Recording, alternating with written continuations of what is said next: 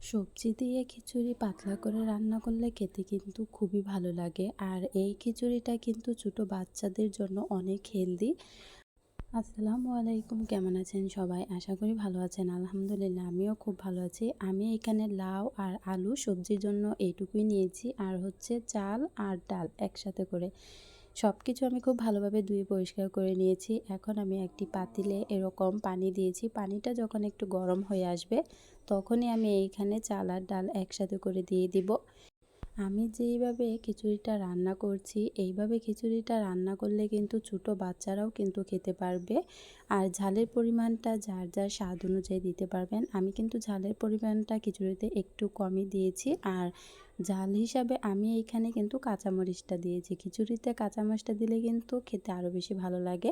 তারপর আমি এইখানে একে একে সব ধরনের বাটা মশলা, পেঁয়াজ, রসুন, আদা, জিরা সব বাটা মশলাগুলোই দিয়ে দিলাম। গুঁড়া মশলা হিসাবে এখানে কিন্তু আমি বেশি একটা মশলা দিব না, শুধু হলুদের গুঁড়া আর হচ্ছে ধনিয়া গুঁড়া, এই দুইটা গুঁড়া মশলাই এখানে অ্যাড করেছি। গুঁড়া মশলাগুলো দেওয়ার পর আমি এখানে তেজপাতা, দারুচিনি এগুলোও দিয়ে দিব। দিয়ে একটু ভালোভাবে নেড়ে চেড়ে নিয়ে তারপর এখানে আমি স্বাদ অনুযায়ী লবণটা দিব। আর হ্যাঁ, খিচুড়ি রান্না করার প্রসেসটা কিন্তু একদমই সহজ। আর এই খিচুড়িটা যদি ছোটো বাচ্চাদেরকে এইভাবে রান্না করে খাওয়ানো হয়, তারাও কিন্তু খুবই ভালো করে খেতে পারবে। সবজি দিয়ে এইভাবে পাতলা করে খিচুড়ি রান্না করলে খেতে কিন্তু মন্দ লাগে না। আর সকালে নাস্তার জন্য কিন্তু ভালোই এই একটা রেসিপি। চাল আর ডালগুলো যখন অর্ধেক সিদ্ধ হয়ে আসবে তখন কিন্তু আমি এখানে লাউ আর আলুটা দিয়ে দিলাম। তারপর আমি আবারও একটু নেড়ে ছেড়ে দিচ্ছিলাম।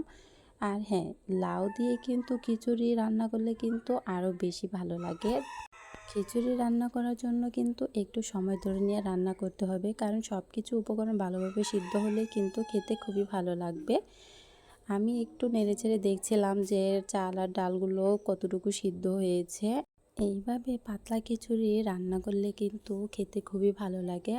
খিচুড়ি রান্না করা কিন্তু একদমই ঝামেলার নয়। সব কিছু উপকরণ একসাথে করে নিয়ে দিয়ে রান্নাটা করলে কিন্তু হয়ে যায়। আর একটু সময় ধরে নিয়ে রান্না করতে হয়, যাতে করে সব কিছু উপকরণ ভালোভাবে সিদ্ধ হয়। তারপর কিন্তু খেতেও খুব ভালো লাগে।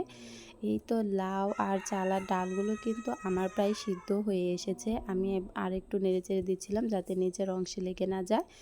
আমি কিন্তু এইখানে তেলটা পরে ব্যবহার করব। আপনারা চাইলে কিন্তু আগেও দিতে পারেন। আমি কিন্তু এখানে সরিষার তেল দিইনি, সয়াবিন তেলটা ব্যবহার করেছি। সব কিছু উপকরণ যখন ভালোভাবে সিদ্ধ হয়ে যাবে তখনই আমি এইখানে তেলটা দিয়ে দিব।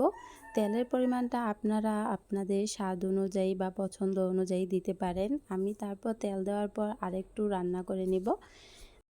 তেল দিয়ে তারপর আমি আবারও একটু নেড়েচেড়ে দিচ্ছিলাম যাতে তেলের সাথে খিচুড়িটা অ্যাড হয়ে যায়। চালগুলোও কিন্তু খুব ভালোভাবে সিদ্ধ হয়ে গিয়েছে।